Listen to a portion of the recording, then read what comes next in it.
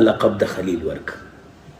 اس پوش حضرت علی سے فرمائی رسول الله مبارک صلی الله علیه وسلم چې وفات شو 3 ورځې د وفات تیرې شوې چې یو باندې چی راغی او رسول الله مبارک قبر مبارک سره ودرېدو په سر خاورې توی کړی او وی چې د الله پیغمبره زه د لرې ځای نه راغلی م د ګناهونو سره راغلی او تا ستا صادق رب په صادق کتاب کې ویلی دي که دا امتیان ستا په ځان ظلم وکړي او بیا تا ته راشي او ته د الله نه ورته بخښنه وغواړې او دوی وغواړي نو لوجدوا الله توابا. دا آیت وي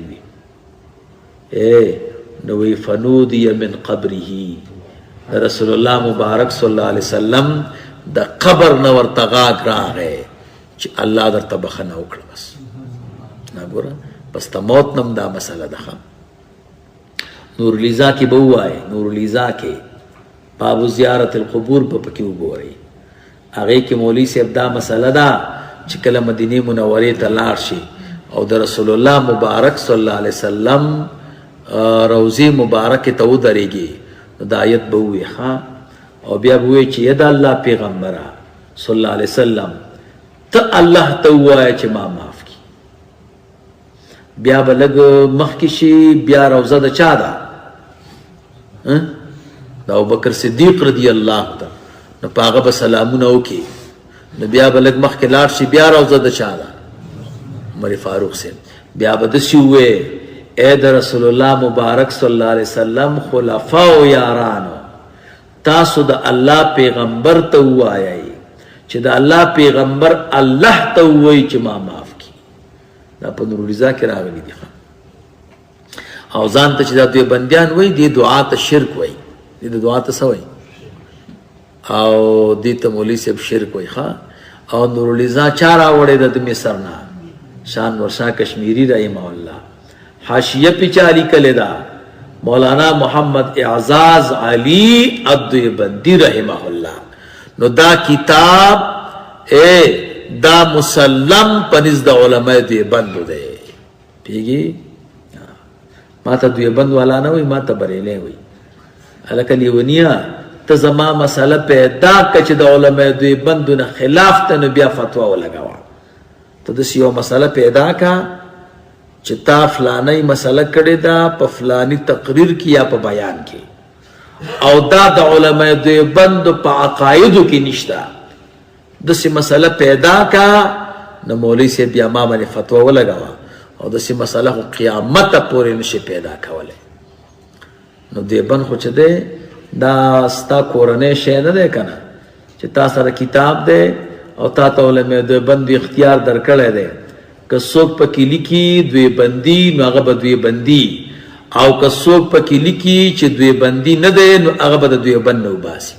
دا کتاب درته چا درکو دا خو د سره نشته مولوي صاحب پیږي علماء دیوبند چې دي دا ښایسته عقیده ده کلکه عقیده ده زمونږ اساتذه دي زمونږ مشران دي د هغوی په عقیده مونږ روان یو د هغوی په عقیده څه یو روان یو او باقي دا بریلی دی او دا دی او دا دی نو دا دروغ دی او دروغ خو په روپیو نه دي نو بې پروګرامه یې وایي نه یې نشي ګوره دروغ څه دي دا باطل خلک چې څومره دي دا دروغ وایي چې سم باطلي نو سم دروغ وایي چې لږه ګزاره کوي بیا دروغ کې هم ګزاره کوي نو سم ډېر دروغ وایي دا دی او دا دی دی او دا دی پرېږده د دلیل ووایه داسې ووایه چې فلانی مسله دې کړې ده او دا د علماء دیوبند رایه نه ده که د دیوبند په کتاب کې مې درته ونه ښودو بیا مانه لاس کټ کا او که نه چې علماء دیوبند عقیده یو کتاب کی نو بیا مولوي صاحب په خپله په هر سور شه او موږ ځان له تور کا بیا ولې داسې کارونه کوې پوهېږې نو دروغ وایي دروغ پېژنې که بیا وایي چې نه دی مائل دی هغې ته نو دا هم دروغ دي که نه دا هم څه دي ځکه چې زه دیوبندو عقیدې نه خو نه یم وتی نو چې نه یم وتی نو کله مایل یم خو چې صفا عقیده اوریجنل ټولې پرزي جاپانۍ د دیوبند بیانومه نو ما ته بریلی وی پیږي کنه پیږي. دوی بندیان چې دي دوه قسمه دي. یو چې ټولي پورسي د دوی بندي، هر پورسي د جاپان نه راغلي، چین پکې د بل ملک والا نه راغلي، هغه الحمدلله منګي.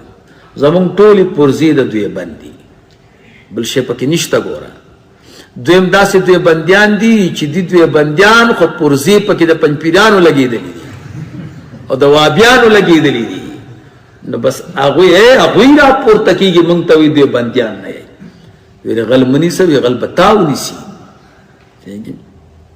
راځه یو کور ته دوه پوډریان اوړېدلي وو او په دې کور کې مولوي صاحب سړی ویده و، پکې ورته لګېدلی و. څه شی؟ پکې.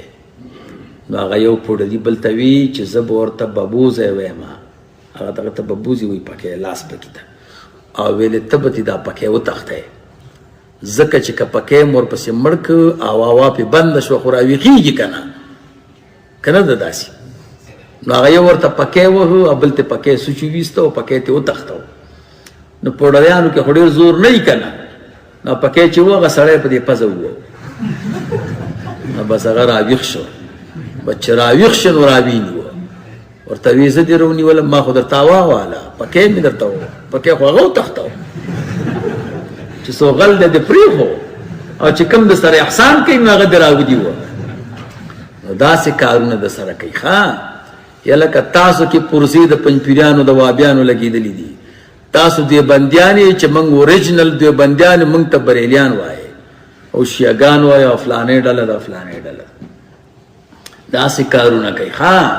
زه خو دې پېژنم که نه چې پنځپیرانو پرسي تاسو کې لګېدلي دي او دوی بند چې دي دا صحیح اهل سنت تی. ګورا او مولوی صاحب بازار کی کتاب خرڅیږي چې پنځپیریان دوی بندیان نه دي، لیدلی مو دی یو کتاب خرڅیږي. ګوره پنځپیریان دوی بندیان دا نه دي مولوی صاحب. نو څوک ټولې پرزې د پنځپیریان دي، خو صحیح ده، خو بعضو کې نور یو پرزه پکې لګېدلي، نو هغه راپورته کېږي او تا ته وایي دا چل دی، نو خلط کوي. څه کوي؟ خلط کوي. نو یا لکه دا د قرآن کریم فیصله ده او دا د علماء دیوبندو عقیده ده چې رسول الله مبارک صلی الله علیه وسلم قبر ته لاړی، الله نه به په خپلم سوال کوي او رسول الله مبارک صلی الله علیه وسلم ته به وایي چې ته الله ته ووایه چې ما معاف کی. دا بریلیت دی که دا په قرآن عمل دی؟ دا په قرآن کریم عمل دی. اوس که دا بریلیتی بیا خو صحیح ده روره، بیا خو مشکل نشته، دا په قرآن کریم عمل دی. دی ته دوی بریلیت وایي. یو جلکۍ و تقریبا 8 کاله به وه، پاکستان کې درګۍ ورته وایي، هلته بجلۍ نیولې وه. نو چې نیولې وه نو بیا یې خښه کړې وه، نو دا پلار ته خوب کې راغله، ورته وی زه ژوندی یم او زړه مې تنګ دی، زر مې را دا د خاورې نه لرې کوي.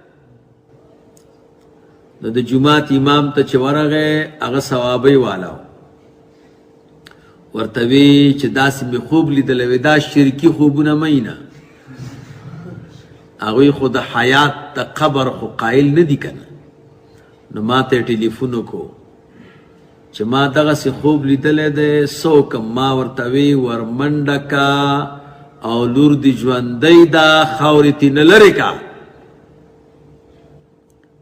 وی موږ امام راته وایي چې شرکي، ما چې امام پرېږه ده، زر ورمنډه که چې مړه نه شي.